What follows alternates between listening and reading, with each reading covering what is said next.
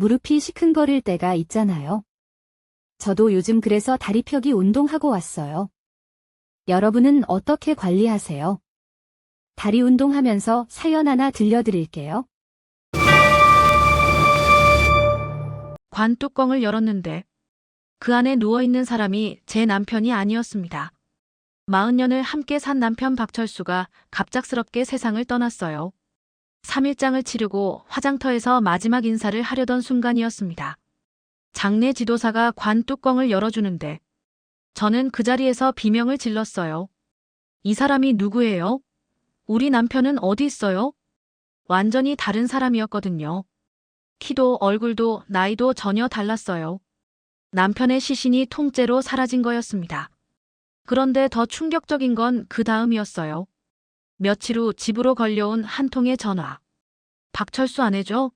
남편 찾고 있죠? 30년 전에 받지 못한 것을 이제라도 받으려고 해요. 차가운 여자 목소리였습니다. 그리고 그 순간 저는 깨달았어요. 이 모든 게 단순한 실수가 아니라 치밀하게 계획된 복수라는 것을.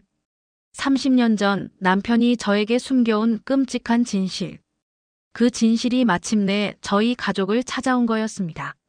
저는 올해 62살 전주에서 태어나 평생을 이곳에서 살아온 평범한 주부입니다. 남편 박철수와는 22살에 중매로 만나 올해로 40년째 함께 살아왔습니다. 큰아들, 둘째 딸 이렇게 두 자녀를 키우며 별탈 없이 지내왔는데 지난달에 일어난 일을 지금도 믿기가 어렵습니다. 아직도 손이 떨리고 잠을 제대로 이루지 못하고 있어서 이렇게 글을 쓰게 되었습니다. 남편은 평생 몸이 건강한 편이었습니다. 담배도 술도 하지 않고 새벽마다 운동을 나가는 성실한 사람이었어요. 퇴직 후에도 경비 일을 하며 규칙적으로 생활했는데 그날도 평소와 다름없이 아침 일찍 나갔다가 오후에 직장에서 갑자기 쓰러졌다는 연락을 받았습니다. 급성 심근경색이라고 했어요. 병원에 도착했을 때는 이미 늦었고 의사 선생님이 최선을 다했지만 살릴 수 없었다고 하셨습니다. 갑작스러운 일이라 정신이 하나도 없었어요. 아이들도 급히 달려왔고 친척들과 지인들에게 연락을 돌리느라 정신없이 하루가 지나갔습니다. 장례식장은 남편 직장 근처에 있는 곳으로 정했어요. 규모가 큰 곳이라 시설도 좋고 직장 동료들이 오시기에도 편할 것 같아서였습니다. 장례 지도사가 모든 것을 꼼꼼히 챙겨주셔서 큰 어려움 없이 3일장을 치를 수 있었습니다. 화장을 하기로 한 것은 남편의 평소 뜻이었어요. 요즘 세상에 땅값도 비싼데 화장해서 간단히 하라고 생전에 몇 번 말씀하셨거든요. 그래서 마지막 날 아침 가족들과 가까운 지인들만 모여서 연결식을 마치고 화장터로 향했습니다. 관을 차에 옮기고 화장터까지 가는 동안 마음이 너무 아팠어요. 40년을 함께 산 사람과 정말 마지막 인사를 하는 거라는 생각에 눈물이 멈추지 않았습니다. 화장터에 도착해서 관을 화장로 앞에 놓고 마지막으로 고인을 뵐 수 있는 시간을 가졌습니다. 그때까지만 해도 모든 것이 평범한 장례 절차였어요. 장례 지도사가 관 뚜껑을 열어주셨는데 그 순간 저는 정말 기절할 뻔했습니다. 관 안에 누워있는 사람이 제 남편이 아니었어요. 처음에는 제가 슬픔 때문에 정신이 없어서 잘못 본 것인가 싶었습니다. 하지만 아무리 봐도 그 사람은 남편이 아니었어요. 키도 다르고 얼굴도 완전히 달랐습니다. 나이도 훨씬 젊어 보였고요. 저는 그 자리에서 소리를 지르며 이 사람이 누구예요? 우리 남편은 어디 있어요? 라고 외쳤습니다. 아들과 딸도 깜짝 놀라서 관을 들여다보더니 똑같이 당황했어요. 장례 지도사는 처음에는 뭔 소리냐는 듯 했다가 저희가 계속 항의하니까 그제서야 뭔가 잘못되었다는 것을 깨달았나 봅니다. 급하게 다른 직원들을 불러서 확인해 보더니 얼굴이 새하얘졌어요. 죄송합니다. 뭔가 착오가 있었나 봅니다. 확인해 보겠습니다라고 하면서 관을 다시 옮겨가더라고요. 저희는 그 자리에서 기다렸는데 30분이 넘도록 아무런 소식이 없었습니다. 큰아들이 화를 내며 책임자를 불러달라고 했어요. 나중에 나온 과장이라는 사람의 말이 더욱 황당했습니다. 시신을 바꿔서 준비했다는 거예요. 어떻게 그런 실수가 일어날 수 있느냐고 따져도 계속 사과만 하면서 명확한 설명을 하지 못했습니다. 그러면서 우리 남편의 시신은 어디에 있는지 당장 찾아달라고 했는데 또 한참을 기다려야 한다고 하는 거예요. 결국 그날 화장은 하지 못하고 다시 장례식장으로 돌아왔습니다. 친척들과 조문객들에게 뭐라고 설명해야 할지 막막했어요. 화장터 측에서는 하루 이틀만 기다려달라고 했지만 저는 도저히 믿을 수가 없었습니다. 어떻게 사람의 시신을 잃어버릴 수가 있어요?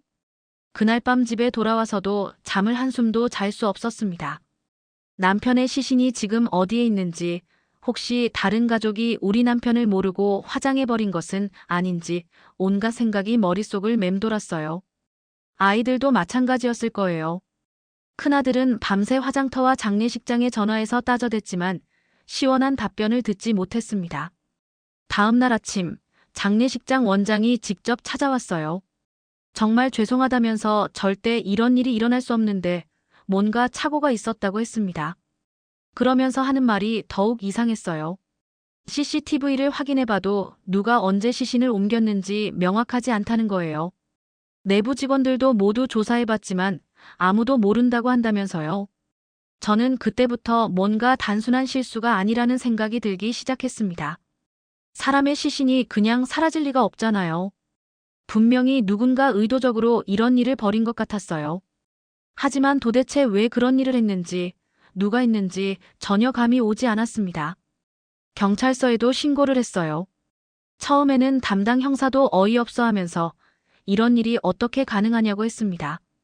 하지만 조사를 해보겠다고 하면서 장례식장과 화장터, 병원까지 모두 확인해보겠다고 했어요. 그런데 며칠이 지나도 별다른 진전이 없었습니다. 그러던 중에 집에서 남편 유품을 정리하다가 이상한 것들을 발견했습니다. 남편 서랍 깊숙한 곳에서 오래된 편지 몇 통과 낡은 사진 한 장이 나온 거예요. 편지는 30년도 더 된 것 같았고 사진은 젊은 남편과 모르는 여자가 함께 찍은 것이었습니다. 저는 그 순간 등골이 오싹해지는 느낌을 받았어요. 혹시 이 일과 관련이 있는 건 아닐까 하는 불안한 예감이 들었거든요. 편지를 펼쳐보는 순간 손이 떨렸습니다. 여자 필체로 쓰인 글씨가 30년이라는 세월에도 불구하고 또렷했어요. 철수야, 나 순이야. 내가 연락도 안 받고 피하는 걸 보니 내 상황을 알고 있는 것 같구나. 맞아, 임신했어. 3달 됐어. 어떻게 할 거야? 첫 문장부터 머리가 띵했습니다. 남편이 젊은 시절에 다른 여자와 그런 관계였다는 것도 충격이었지만 임신까지 시켰다는 내용에 정말 어지러웠어요. 편지는 총 3통이었는데 날짜가 며칠 간격으로 되어 있었습니다. 두 번째 편지에는 더욱 절망적인 내용이 적혀 있었어요. 철수야, 제발 한 번만 만나자. 나 혼자서는 어떻게 할 수가 없어. 우리 집은 완전히 뒤집어졌고 아버지가 나를 집에서 내쫓겠다고 해. 내가 책임져야 하는 거 아니야? 우리가 사랑한다고 했던 말들이 다 거짓말이었어. 글씨체가 점점 흘려져 있는 것을 보니 울면서 쓴 것 같았어요. 마지막 편지가 가장 충격적이었습니다. 박철수, 이제 더 이상 기다리지 않겠어. 내가 나를 완전히 버리고 다른 여자와 결혼 준비를 한다는 소식도 들었어. 좋아, 나 혼자 낳아서 키울게. 하지만 언젠가는 반드시 내가 치른 대가를 받을 거야. 내가 얼마나 힘들게 살아가는지 똑똑히 지켜볼 거야. 김순희가 어떤 사람인지 너는 아직 몰라. 마지막 문장에는 원망과 분노가 고스란히 담겨 있었어요. 사진을 자세히 보니 남편이 25살쯤 되었을 때인 것 같았어요. 그때 남편은 시내 한 회사에 다니고 있었는데 옆에 서 있는 여자는 정말 예뻤습니다. 단발머리에 하얀 원피스를 입고 남편 팔짱을 끼고 환하게 웃고 있었어요. 뒤에 보이는 배경으로 봐서는 어느 놀이공원에서 찍은 것 같았습니다. 사진 뒷면에는 철수야 사랑해, 순이가라고 쓰여 있었고요. 저는 그 자리에 주저앉아서 한참을 멍하니 있었어요. 결혼 전에 남편이 다른 여자와 만났다는 것은 그럴 수 있다고 생각해요. 하지만 임신까지 시키고 무책임하게 버렸다는 것은 정말 충격이었습니다. 더군다나 지금 남편 시신이 사라진 것과 이 일이 무관하지 않을 것 같다는 불안감이 계속 들었어요. 큰아들에게 편지와 사진을 보여줬더니 얼굴이 새하얘지더라고요. 엄마, 이게 정말 아버지 건가요?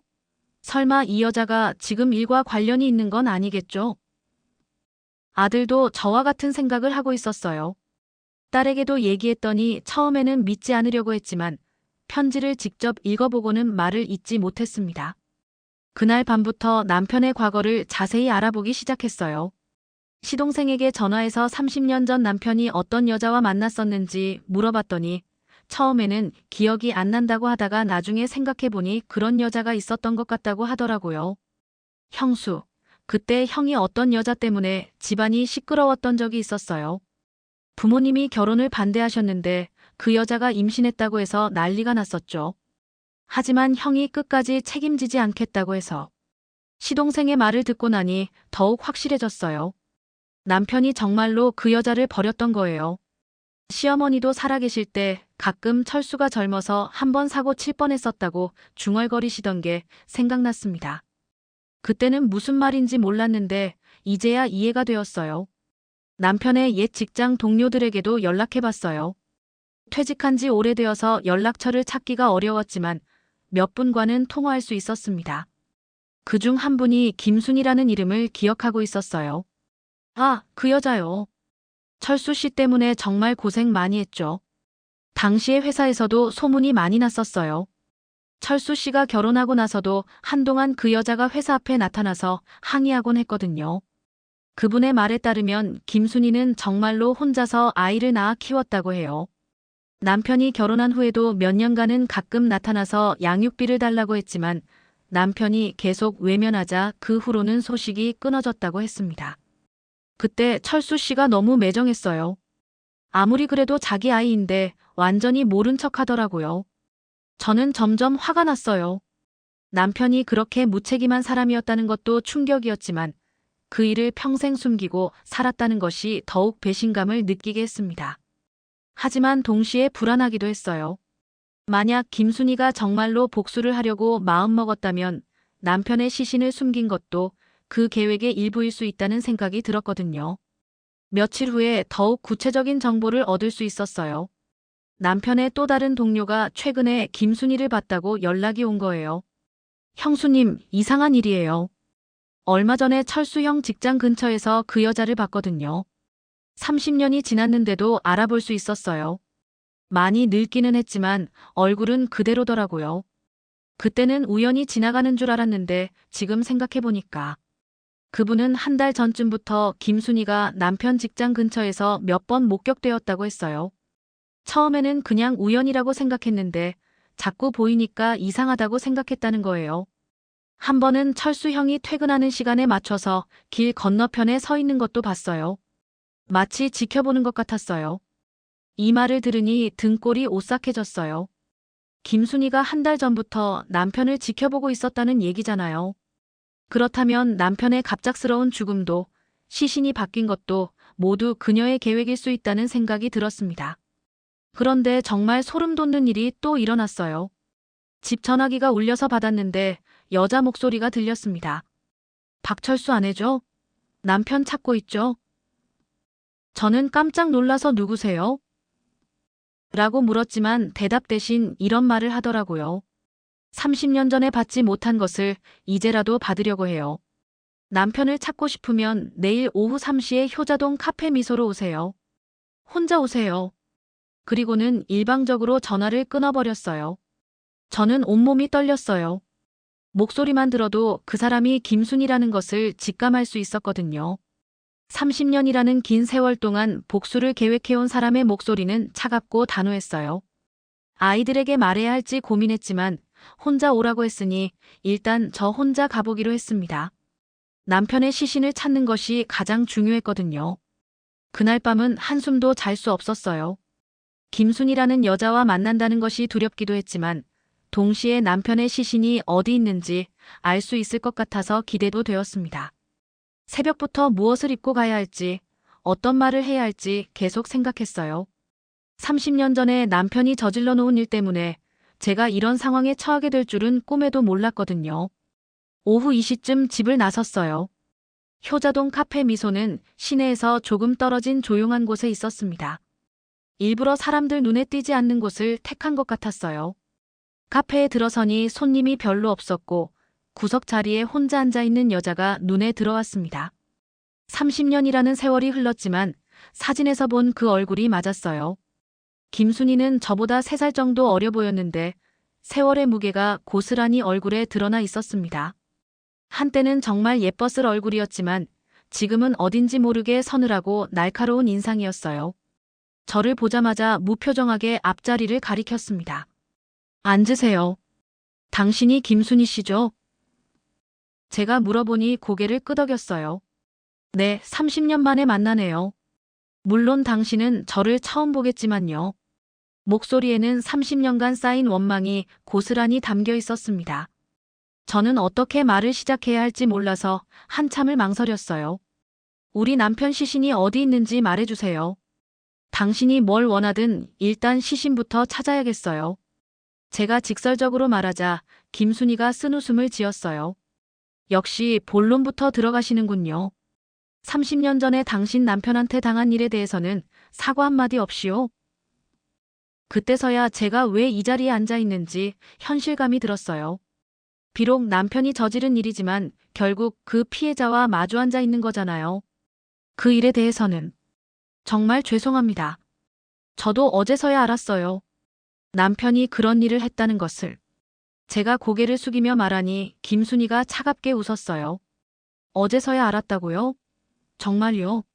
40년을 같이 살면서 남편이 어떤 사람인지 전혀 몰랐다는 거예요? 그녀의 말에는 비꼬는 투가 섞여 있었어요. 박철수가 얼마나 교활한 사람인지 당신은 모르겠지만 저는 평생을 그 사람 때문에 고생했어요. 김순희는 차를 한 모금 마시고 천천히 이야기를 시작했어요. 30년 전 이야기를 해드릴게요. 당신이 꼭 알아야 할 이야기니까요. 그녀의 목소리에는 오랫동안 담아뒀던 이야기를 드디어 털어놓는다는 안도감이 섞여 있었어요. 저는 그때 23살이었어요. 같은 회사에 다니던 박철수와 만난 지 1년 정도 되었을 때였죠. 그 사람이 저한테 얼마나 잘했는지 아세요? 매일 꽃도 사다 주고 주말마다 데이트하고 결혼하자고 말하면서 부모님께 인사드리겠다고 했어요. 김순희의 눈에 잠깐 그때의 기억이 스쳐 지나가는 것 같았어요. 그런데 제가 임신했다고 말하는 순간 완전히 다른 사람이 되더라고요. 갑자기 연락도 안 받고 회사에서도 저를 피했어요. 나중에 알고 보니 그때 이미 당신과 선을 보고 있었더라고요. 김순희의 목소리가 점점 격해졌어요. 저는 바보처럼 그 사람만 믿고 기다렸어요. 분명히 책임질 거라고 결혼할 거라고 생각했거든요. 제가 들어도 정말 화가 나는 이야기였어요. 아무리 30년 전 일이고 남편의 젊은 시절 실수라고 해도 임신한 여자를 그렇게 버린다는 것은 너무 잘못된 일이었어요. 그래서 어떻게 하셨어요?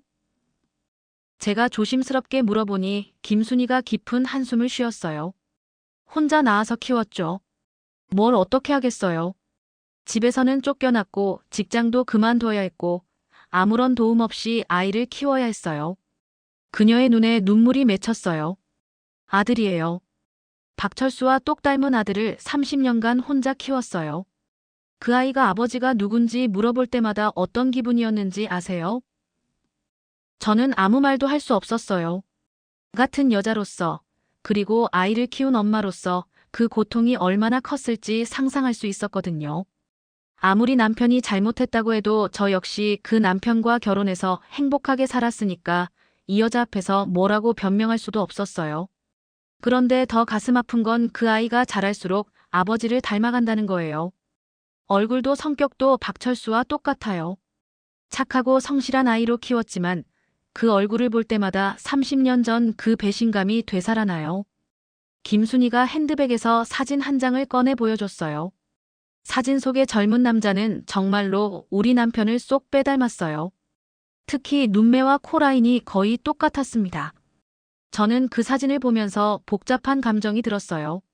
한편으로는 남편의 핏줄이라는 생각에 괜히 반가운 마음도 들었지만 동시에 이 모든 상황이 더욱 현실적으로 느껴져서 무거웠어요. 이 아이는 지금 뭘 하고 있어요? 제가 물어보니 김순희가 자랑스러운 듯 말했어요. 대학까지 보냈어요. 지금은 서울에서 직장 다니고 있고요. 결혼도 했고 손자도 있어요. 제가 평생 고생해서 키운 덕분에 잘 자랐어요. 그 말에는 30년간의 노고가 고스란히 담겨 있었어요. 그럼 이제 잘 살고 계시는 거 아니에요? 왜 갑자기 복수를? 제가 말하다가 김순희의 차가운 시선에 말을 멈췄어요. 잘 산다고요? 30년 동안 받은 상처가 그렇게 쉽게 지워지는 줄 아세요? 그리고 무엇보다 그 사람이 끝까지 자기 아들의 존재조차 인정하지 않았다는 게 용서가 안 돼요. 김순희는 계속해서 자신의 속마음을 털어놓았어요. 사실 몇 년 전부터 박철수를 지켜보고 있었어요. 어떻게 살고 있는지, 행복한지, 불행한지. 그런데 너무 평온하게 잘 살고 있더라고요. 마치 저와 아들은 아예 존재하지 않았던 것처럼. 그녀의 목소리에 분노가 섞여 있었어요. 그래서 계획한 거예요. 그 사람이 죽으면 마지막으로 한번 혼란스럽게 해주겠다고. 30년 동안 제가 겪었던 혼란과 절망을 조금이라도 느껴보라고. 김순희의 고백을 들으니 소름이 돋았어요. 정말로 남편의 죽음부터 시신이 바뀐 것까지 모든 것이 그녀의 계획이었던 거예요. 그럼 우리 남편은 정말 어디에 있는 거예요? 제가 다급하게 물어보니 김순희가 여유롭게 웃었어요. 안전한 곳에 있어요. 걱정하지 마세요. 다만 제가 원하는 것을 해주시면 돌려드릴게요. 마침내 본격적인 협상이 시작되는 순간이었어요. 제가 원하는 것을 해주시면 돌려드릴게요. 김순희의 말에 저는 긴장했어요. 도대체 30년간 계획해온 복수가 무엇인지, 어떤 조건을 내걸 것인지 알 수 없었거든요. 구체적으로 뭘 원하시는 거예요? 제가 물어보니 김순희가 핸드백에서 종이 한 장을 꺼냈어요. 먼저 이걸 보세요. 그녀가 내민 종이에는 병원 기록과 장례식장 직원들의 사진이 붙어 있었어요. 깜짝 놀라시겠지만 이 일을 위해서 2년 전부터 준비했어요. 병원 영안실 직원, 장례식장 운구팀, 화장터 관리인까지 모두 제가 돈으로 매수했어요. 정말 치밀하고 무서운 계획이었어요. 김순희는 자신의 복수 계획을 자세히 설명하기 시작했어요. 박철수가 언젠가 죽을 거라는 건 당연한 일이었죠. 그런데 언제 죽을지 모르니까 미리 준비해둔 거예요. 심장병이 있다는 것도 알고 있었어요. 몇 년 전부터 가끔 병원에 다니는 걸 봤거든요. 그녀가 남편을 얼마나 오랫동안 지켜봤는지 알 수 있었어요. 처음에는 그냥 장례식을 방해할 생각이었어요. 식장에 나타나서 30년 전 일을 폭로하고 아들을 데려와서 진실을 밝히려고 했었죠. 하지만 그런 건 너무 뻔하잖아요. 그래서 더 충격적인 방법을 생각해낸 거예요. 김순희의 눈에 복수를 성공시켰다는 만족감이 떠올랐어요. 그녀는 병원에서부터 시신을 바꿔치기 했다고 했어요. 박철수가 병원에서 숨진 후 영안실로 옮겨지잖아요. 그때 미리 매수해둔 직원이 다른 시신과 바꿔놓은 거예요. 나이도 비슷하고 체격도 비슷한 무연고자 시신이 마침 있었거든요. 정말 소름 돋는 얘기였어요. 그런 일이 가능하다는 것도 믿기 어려웠고요. 그럼 우리 남편 시신은 그때부터 다른 곳에 있었다는 얘기네요? 제가 물어보니 김순희가 고개를 끄덕였어요. 네, 안전한 곳에 냉동 보관하고 있어요. 걱정하지 마세요. 썩거나 손상되지 않도록 제대로 관리하고 있으니까요. 남편의 시신을 냉동고에 보관하고 있다는 말에 온몸에 소름이 돋았어요. 그런데 왜 이렇게까지 하는 거예요? 그냥 장례식 때 나타나서 진실을 말하는 게 더 간단하지 않았을까요? 제가 이해할 수 없다는 듯 물어보니 김순희가 차가운 표정을 지었어요. 그런 건 한순간이에요. 잠깐 시끄럽다가 끝나는 거죠. 저는 30년 동안 매일매일 고통받았어요. 그러니까 그쪽도 며칠이라도 절망하고 혼란스러워해야 공평한 거 아니에요? 김순희의 논리를 듣고 있으니 무섭기도 했지만 한편으로는 이해가 되기도 했어요. 정말로 30년 동안 혼자 아이를 키우며 살았다면 그 원망과 분노가 얼마나 컸을지 상상할 수 있었거든요. 하지만 지금 당장 남편의 시신을 찾는 것이 더 급했어요. 알겠어요. 그럼 이제 조건을 말해주세요. 뭘 원하시는 거예요? 제가 직접적으로 물어보니 김순희가 미리 준비해온 종이를 한 장 더 꺼냈어요. 첫 번째, 박철수의 아들, 그러니까 제 아들을 정식으로 가족으로 인정해주세요. 호적에도 올리고 상속도 받을 수 있게 해주세요. 이 조건은 정말 충격적이었어요. 30년 전에 태어난 아들을 지금 와서 인정하라는 거잖아요. 그럼 우리 집안은 완전히 뒤바뀌는 거였어요. 큰아들과 딸은 어떤 기분일까요? 갑자기 이복형이 생긴다는 걸 받아들일 수 있을까요? 두 번째, 30년 동안의 양육비를 계산해서 지급해 주세요. 월 50만 원씩 30년이니까 1억 8천만 원이에요. 이자까지 포함하면 3억 정도 될 거예요. 김순이가 계산기까지 꺼내서 보여주는 걸 보니 정말 치밀하게 준비해온 게 느껴졌어요. 3억이라는 돈은 저희 같은 서민에게는 천문학적인 액수였어요. 남편이 퇴직금으로 받은 돈과 적금을 모두 합쳐도 그 정도는 안 될 것 같았어요. 그런 큰 돈을 어떻게 구하라는 거예요? 저희가 그렇게 부자가 아니에요. 세 번째, 박철수의 무덤에 아들 이름도 함께 새겨주세요. 그리고 제사도 함께 지내주세요. 이건 아버지로서 당연히 받아야 할 예우죠. 김순이는 마치 당연한 요구를 하는 것처럼 말했어요. 하지만 저에게는 받아들이기 어려운 조건들이었어요. 마지막으로 박철수가 30년 전에 저와 아들에게 저질렀던 일에 대해서 공개적으로 사과해 주세요. 신문에 사과문을 내거나 주변 사람들에게 알려서 명예를 회복시켜 주세요. 이 조건이 가장 받아들이기 어려웠어요. 남편이 이미 죽었는데 그 잘못을 공개적으로 인정하라는 거잖아요. 저는 머리가 복잡했어요. 김순희의 요구가 무리한 것은 아니라는 생각도 들었지만 당장 우리 가족들이 받아들일 수 있을지 의문이었어요. 특히 큰아들과 딸이 어떤 반응을 보일지 걱정이었어요. 시간을 좀 주세요. 가족들과 상의해봐야 해요. 일주일 드릴게요. 일주일 후에 답을 안 주시거나 거부하시면 박철수의 시신은 영영 찾을 수 없을 거예요.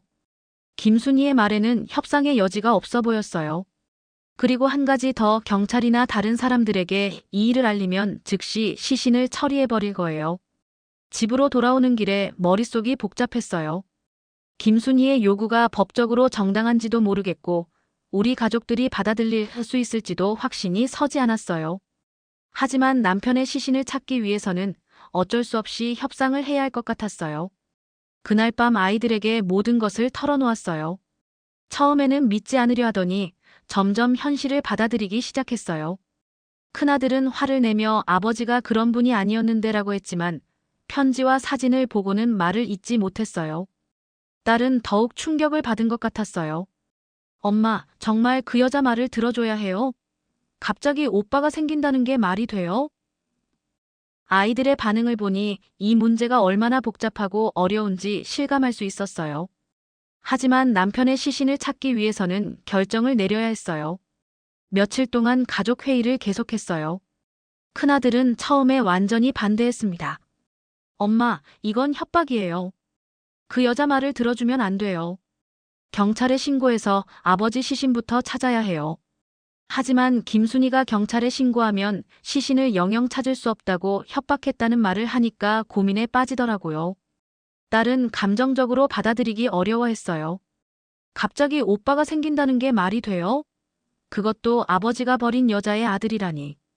동네 사람들이 뭐라고 할까요? 체면을 중시하는 딸의 성격상 이런 일이 알려지는 것 자체를 견디기 어려워했어요. 하지만 며느리가 의외로 현실적인 의견을 냈어요. 어머니, 법적으로 생각해보면 그분 말이 틀린 건 아니에요. 정말 아버님 아들이라면 상속권도 있고 양육비도 받을 권리가 있어요. 30년 전 일이지만 무작정 떼어놓을 수는 없을 것 같아요. 며느리의 말을 듣고 보니 김순희의 요구가 무리한 것만은 아니라는 생각이 들었어요. 고민 끝에 우선 그 아들이라는 사람을 직접 만나보기로 했어요. 김순희에게 전화해서 아들과 만날 수 있냐고 물어봤더니 처음에는 거부했어요. 왜 만나려고 하세요? 어차피 인정할 생각도 없으면서. 하지만 제가 진심으로 고민 중이라고 하니까 한번 만나보라고 하더라고요. 다음 날 서울에서 내려온다는 연락을 받았어요. 이름은 박민수라고 했어요. 30년 동안 아버지 성을 써왔다는 게 묘하게 마음에 걸렸어요. 만날 장소는 시내 조용한 식당으로 정했고 큰아들이 함께 가겠다고 했어요. 박민수를 처음 봤을 때 정말 깜짝 놀랐어요. 젊은 시절 남편과 너무나 닮아 있었거든요. 키도 비슷하고 걸음걸이까지 똑같았어요. 큰아들도 옆에서 정말 아버지를 닮았네요 라고 중얼거렸어요. 부정하고 싶어도 부정할 수 없는 현실이었어요. 박민수는 생각보다 차분하고 예의 바른 사람이었어요. 안녕하세요. 이렇게 만나게 되어서 죄송합니다. 어머니가 하시는 일을 저도 완전히 찬성하는 건 아니에요. 첫 마디부터 의외였어요. 어머니와 같은 마음일 거라고 생각했는데 그렇지 않았거든요. 사실 저는 30년 동안 아버지를 원망하면서도 한편으로는 궁금했어요. 어떤 분인지, 왜 저를 버렸는지, 지금은 어떻게 살고 계신지. 박민수의 말을 들으니 마음이 복잡했어요. 아버지를 그리워하는 아들의 마음이 느껴졌거든요. 큰아들이 조심스럽게 물어봤어요. 그럼 어머니가 하시는 일에 대해서는 어떻게 생각하세요? 박민수가 잠깐 고민하더니 솔직하게 답했어요. 어머니 마음은 이해해요. 30년 동안 정말 힘들게 사셨거든요. 하지만 이런 방식은 좀 과하다고 생각해요. 박민수는 자신의 성장 과정을 이야기해줬어요. 어릴 때는 아버지가 왜 없는지 몰랐어요. 하지만 나이가 들면서 어머니가 얼마나 고생하셨는지 알게 되었죠. 밤늦게까지 일하시고 아픈데도 병원에 못 가시고. 그의 이야기를 들으니 김순이가 정말 혼자서 아이를 키우느라 얼마나 힘들었을지 상상이 되었어요. 대학 등록금도 어머니가 대출받아서 내주셨어요. 지금도 빚을 갚고 계세요. 제가 직장 다니면서 조금씩 도와드리고 있지만 아직도 많이 남아 있어요. 박민수의 말을 들으니 김순이가 왜 양육비를 요구하는지 이해가 되었어요. 정말 혼자서 모든 것을 감당해왔으니까요. 큰아들이 물어봤어요. 그럼 아버지를 한 번도 원망하지 않으셨어요? 박민수가 잠깐 생각하더니 답했어요. 어릴 때는 많이 원망했어요. 왜 나만 아버지가 없을까? 친구들은 아버지와 함께 놀러 가는데 나는 왜 못 갈까? 하지만 지금은 그냥 궁금해요. 어떤 분이었는지, 나와 닮은 점이 있는지. 저는 박민수를 보면서 묘한 감정이 들었어요. 분명히 남편이 다른 여자와 낳은 아이였지만 막상 만나보니 미워할 수가 없었어요. 오히려 불쌍하다는 생각이 들었어요. 30년 동안 아버지 없이 자란 것도 그렇고 지금 이런 상황에 휘말린 것도 그렇고요. 혹시 상속이나 재산에 대해서는 어떻게 생각하세요? 제가 조심스럽게 물어보니 박민수가 손을 저었어요. 그런 건 바라지 않아요. 지금까지도 없이 살았는데 갑자기 필요하지도 않고요. 다만 한 번쯤은 아버지 무덤에 가서 인사드리고 싶어요. 큰아들이 깜짝 놀라며 물어봤어요. 정말이에요? 상속 같은 건 생각 안 하세요? 네, 저는 제 힘으로 살고 있고 아내와 아이도 있어요. 갑자기 나타나서 재산을 달라고 할 정도로 염치 없지는 않아요. 박민수의 답을 들으니 김순희와는 생각이 다르다는 것을 알 수 있었어요. 그때 박민수가 중요한 이야기를 했어요. 사실 어머니한테 이런 일 그만두시라고 말씀드렸어요. 이미 돌아가신 분한테 복수한다고 해서 뭐가 달라지겠어요. 하지만 어머니는 30년 동안 쌓인 마음이 있으시니까. 그의 말을 들으니 이 일이 더욱 복잡하다는 것을 느꼈어요. 그럼 어떻게 하면 좋을까요? 어머니를 설득할 수 있을까요? 제가 물어보니 박민수가 고개를 저었어요. 어머니 성격상 한번 결심하면 바뀌지 않아요. 그리고 솔직히 말하면 저도 한 번쯤은 아버지가 어떤 분이었는지 알고 싶어요. 물론 이런 방식은 좋지 않지만요. 집으로 돌아와서 큰아들과 이야기했어요. 어떻게 생각해?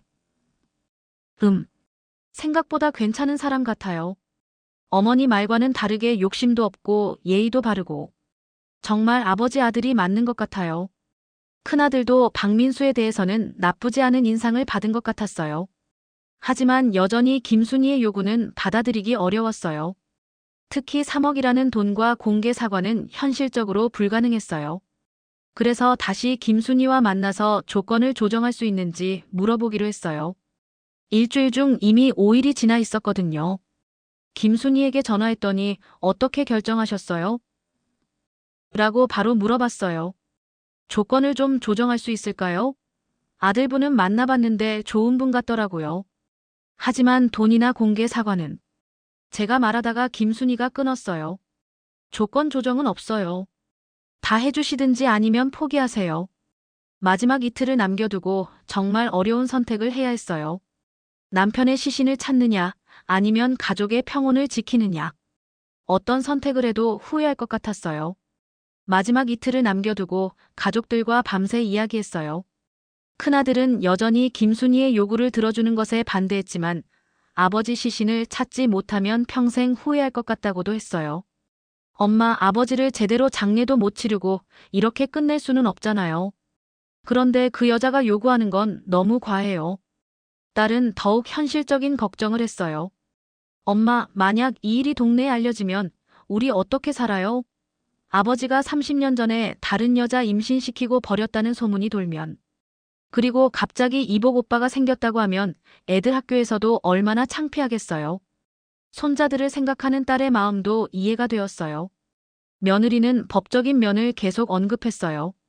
어머니, 사실 DNA 검사만 하면 다 밝혀질 일이에요.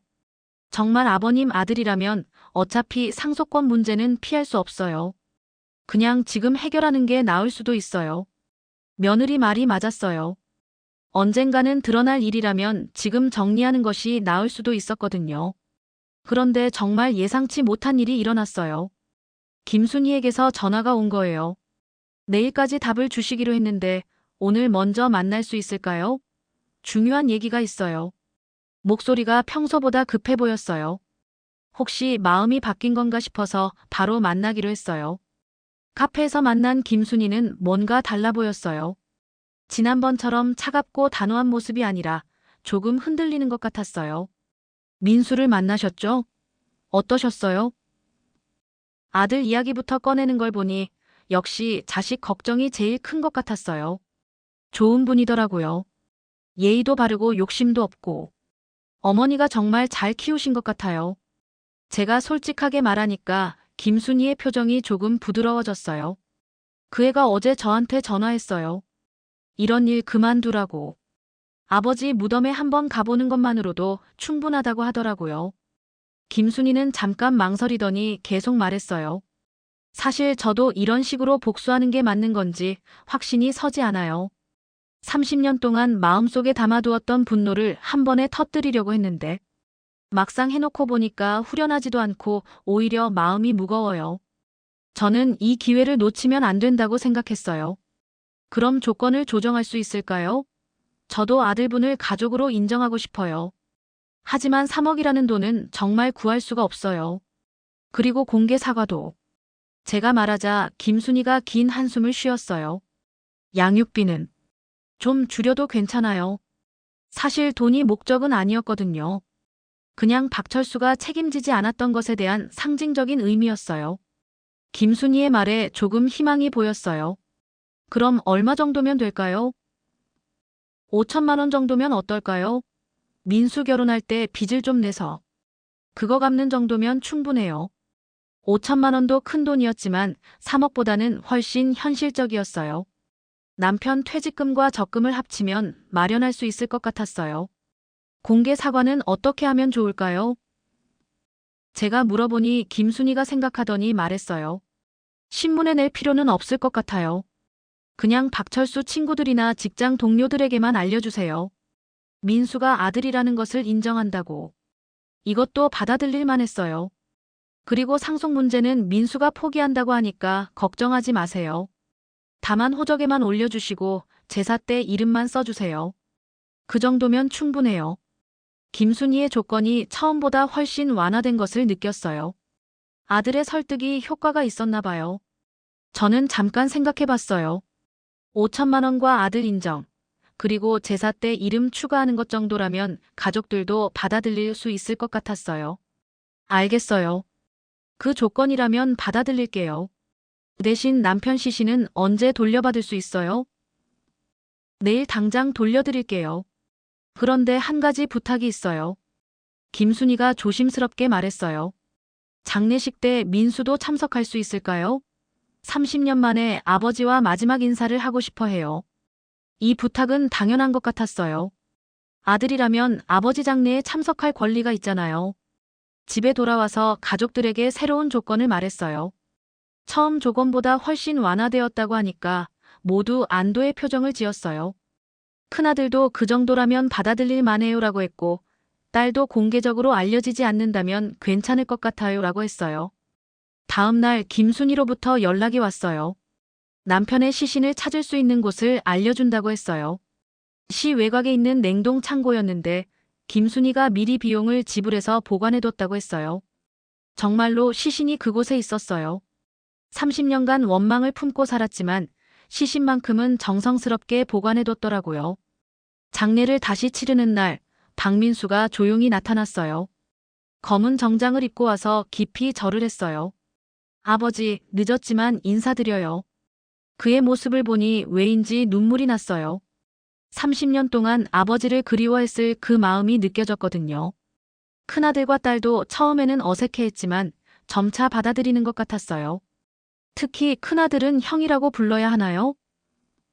라고 물어보기도 했어요. 박민수는 그냥 편하게 부르세요 라고 답했고요. 장례를 마치고 나서 김순희와 마지막으로 이야기했어요. 이제 마음이 좀 편해지셨어요? 제가 물어보니 김순희가 고개를 끄덕였어요. 네, 30년 동안 가슴에 품고 있던 것을 내려놓는 것 같아요. 복수보다는 용서가 더 마음을 편하게 해주는 것 같아요. 하지만 아직도 해결되지 않은 문제들이 있어요. 5천만 원을 어떻게 마련할지, 주변 사람들에게 어떻게 설명할지, 앞으로 박민수와 어떤 관계를 유지할지. 그리고 무엇보다 이 모든 일을 겪으면서 남편에 대한 제 마음도 복잡해졌어요. 30년 전 남편의 잘못은 분명히 용서하기 어려운 일이에요. 하지만 이미 세상을 떠난 사람을 계속 원망할 수도 없고 그 결과로 태어난 아들을 미워할 수도 없어요. 앞으로 우리 가족이 어떻게 지내야 할지 정말 막막해요. 여러분이라면 이런 상황에서 어떻게 하셨을까요? 제가 한 선택이 옳은 건지 다른 방법은 없었는지 조언을 부탁드려요.